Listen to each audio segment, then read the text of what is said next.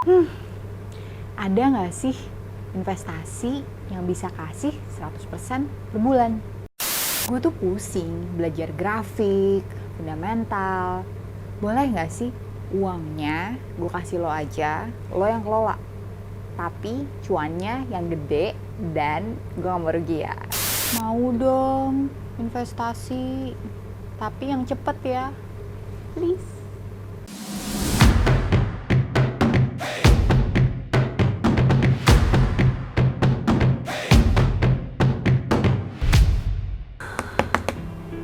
Udah lihat cewek yang tadi yang mintanya banyak banget.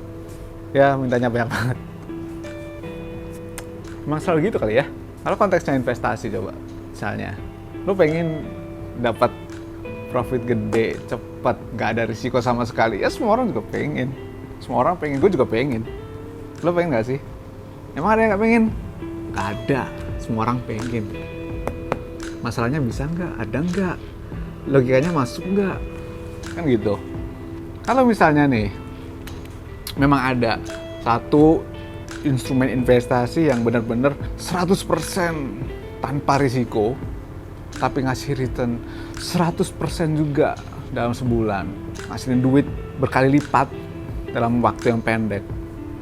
Kasih tahu gua dong. Kasih tahu gua. Ada nggak sih investasi yang bikin lo cepet kaya? Nggak ada. Mana ada kayak gitu. Tapi kalau misalnya nih, orang masih pengen yang kayak gini, masih terus mencari hal-hal yang sebenarnya nggak ada, ya lu bakal kena investasi-investasi yang nggak jelas di luar sana. Itu banyak banget. Di Indonesia tuh banyak banget. Lo lihat berapa kasus terakhir, berapa miliar uang orang hilang.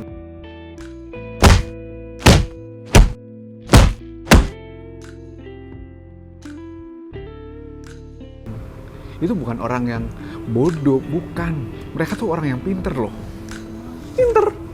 Bahkan mungkin knowledge-nya, degree-nya itu jauh di atas gua. Ya gua kayak gini aja. Cuman kan banyak yang pinter-pinter di sana masih kena investasi bodong. Kenapa sih? Kenapa gitu sih? Itulah bukti bahwa nafsu, hasrat, kerakusan ngalahin akal. Itu udah clear banget. Dan harusnya menjadi pelajaran kita semua. Tapi nggak akan selesai. Kalau misalnya orang-orang di sekeliling kita masih pengen cepet kaya, cepet jadi tuan yang tajir tanpa ada kerja keras, nggak akan selesai yang namanya investasi bodong, karena akan selalu ada. Ngerti nggak? Padahal ya, kalau misalnya lu mau ngasih lihat apa aja sih investasi yang bisa kita kategorikan bodong, selain yang akan gua tampilin di sini dari otoritas, dari regulator, daftar investasi bodong. Apa aja sih yang bisa kita kasih lihat? Pertama, ada yang namanya hindari dua variabel. Apa itu?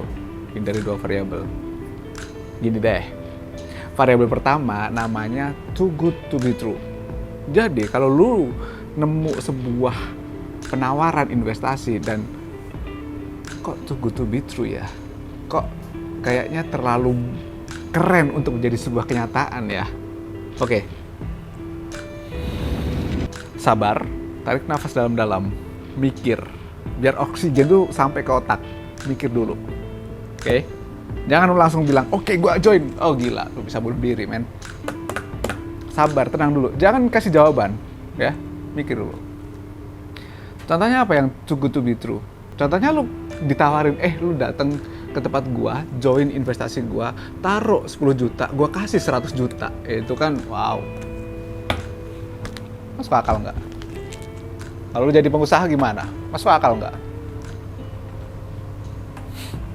Yang kedua, variabel yang kedua nih, kalau sampai nafsu, serakah, lu muncul ya, ketika lu ditawarin sebuah produk investasi, maka lu harus tenang lagi. Nggak langsung jawab, no. Lu tenang dulu. Karena semua yang menghasilkan sebuah hasrat dan nafsu, itu mesti dipikir panjang, mesti mateng-mateng. Jangan gelagapan. Misalnya lu cowok ngeliat cewek seksi cantik, langsung lu terekam kan.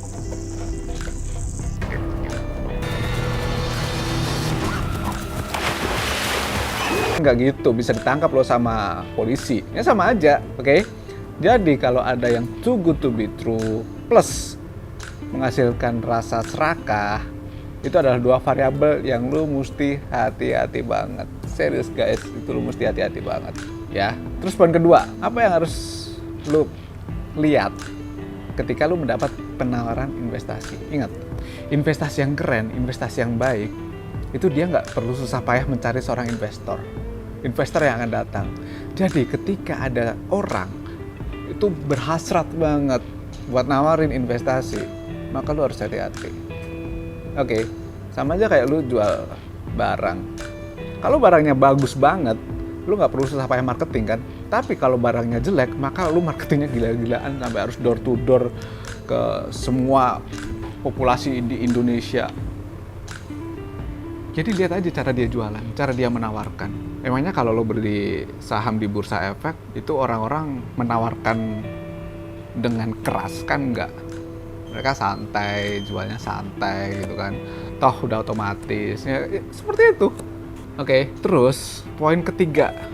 Ketika lo mulai invest, yang harus diperhatikan dan harus hati-hati agar nggak kejebak investasi bodong, lo harus research beneran. Lo nggak bisa lepas tangan gitu, nggak bisa. Artinya apa? Lo nggak bisa, oke, gue akan kasih 100 juta. Gue mau tutup mata, terus duitnya datang. Nggak bisa kayak gitu, bosku. Nggak bisa, enak banget. Emang lo siapa? Lo bakal aman terus-terusan? Nggak bisa kayak gitu. Jadi sebelum lo naruh duit ke orang untuk invest, lo riset. Banyak banget. Googling bisa, Instagram bisa. Jangan hanya dilihat, oh iya bisnisnya ada. No, lo riset tuh gimana komplain orang-orang, produknya masuk akal atau enggak. Lihat, kalau lo sebagai customer, lo bakal beli nggak sih produk dia. Sesimpel itu, tapi jangan menggampangkan. Kenapa? Karena kita hidup di era yang segini digital. Mereka tuh pasti udah jago. Mereka bakal memanfaatkan semua media untuk mempromosikan. Dan kita bisa mengambil sisi positifnya. Kita bisa meriset dari semua media yang mereka keluarkan. Oke? Jadi lo lihat itu. Jelas, kalau dari regulator jelas lo harus lihat. Seperti yang gue bilang di awal. Ingat, itu harus. Kalau nggak ada regulatornya ya bahaya banget. Tapi di luar itu, 3 poin yang tadi gue bilang, itu menjadi syarat yang masuk akal. Kayak gitu. Biar gak ada yang kena investasi bodong lagi, biar gak ada yang masuk ke koran gara-gara kehilangan duit lagi. Itulah kenapa literasi penting, itulah kenapa gue bikin ya kayak gini, majalah value. Ya gue harap orang-orang bisa lebih ngeh, gue harap orang-orang gak rakus. Karena ketika lo rakus,